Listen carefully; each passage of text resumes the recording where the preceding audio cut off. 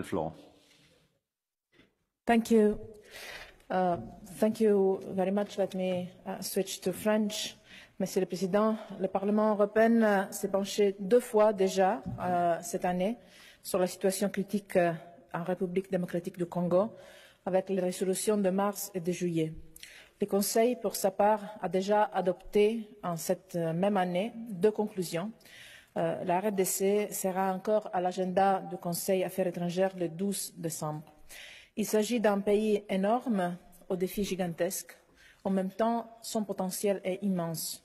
Pour les ressources naturelles, bien sûr, mais encore plus pour le potentiel humain, la créativité culturelle. L'Union européenne a manifesté depuis de nombreuses années sa solidarité avec les populations de l'Est du pays.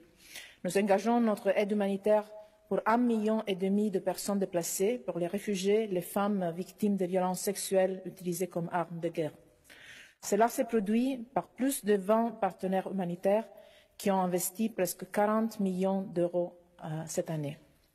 Nous œuvrons aussi pour trouver des solutions aux causes profondes des conflits, non seulement à travers les futures réglementations européennes sur les minerais liés au conflit, mais aussi par l'appui au processus de Kimberley, pour la transparence dans l'exploitation des diamants et par l'appui à l'initiative de la conférence régionale des pays des Grands Lacs contre l'exploitation illégale des ressources naturelles.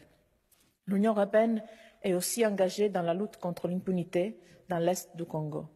Nous soutenons le travail de la MONUSCO et du Haut Commissaire des Nations Unies aux droits de l'homme. Je tiens aussi à rappeler l'importance pour la gouvernance du pays de nos missions PSDC, désormais parachevées dans les domaines de la police et de l'armée, EUPOL et EUSEC. J'ai voulu souligner cet engagement en RDC, même si la situation politique nous a amenés à revoir les priorités de notre partenariat. Aujourd'hui, le seul moyen d'assurer la stabilité en RDC, c'est d'assurer pour la première fois dans son histoire une transition démocratique. Une confirmation sans ambiguïté venant du président Kabila qu'il respectera la limite du mandat, que la constitution actuelle restera en vigueur pendant la période transitoire et sans amendement contribuera beaucoup à apaiser la situation. Déroger au délai constitutionnel n'est envisageable que sur base d'un accord véritablement inclusif qui puisse assurer une période de transition pacifique et aussi courte que possible. C'est pourquoi l'Union européenne a soutenu un cadre de dialogue facilité par l'Union africaine. L'accord politique qui en est sorti le 18 octobre risque cependant de ne pas satisfaire cette attente. Le risque de violence à l'échéance du 19 décembre est important, surtout après la répression sanglante du 19 et 20 septembre, qui a laissé dans les rues de Kinshasa plus de 50 morts. Un rapport du Bureau des Nations Unies pour les droits de l'homme signale clairement la responsabilité de l'appareil sécuritaire de l'État. Nous avons demandé, avec d'autres partenaires internationaux, une enquête indépendante sur ces événements.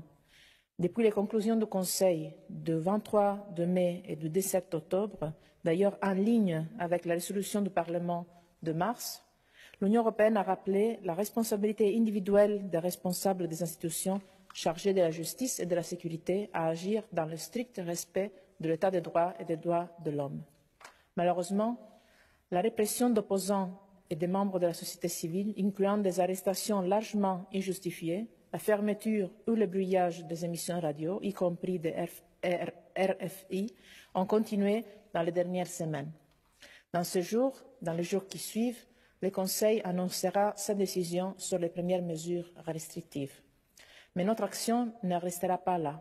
D'abord, nous continuerons à soutenir pleinement les efforts par la conférence des évêques du Congo pour rendre l'accord politique plus robuste et plus inclusif. Nous appelons à la fois les gouvernements et l'opposition à coopérer constructivement dans ce sens.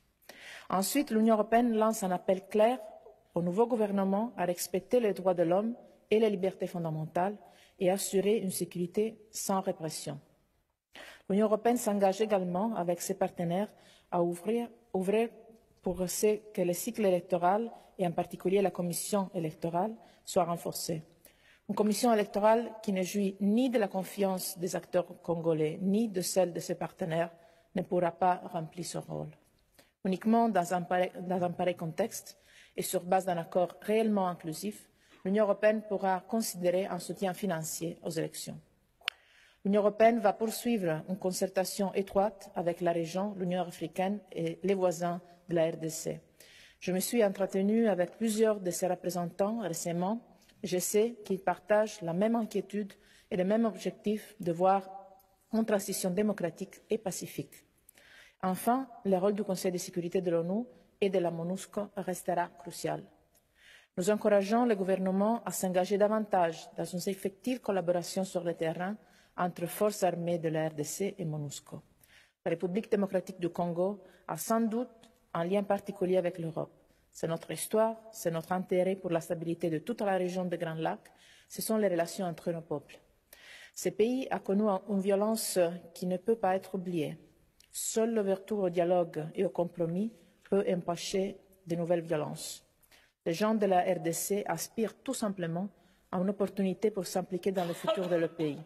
Seule une véritable démocratie peut répondre à cette demande. Et le futur de la République démocratique du Congo est le futur de toutes les régions et d'un continent entier. Merci.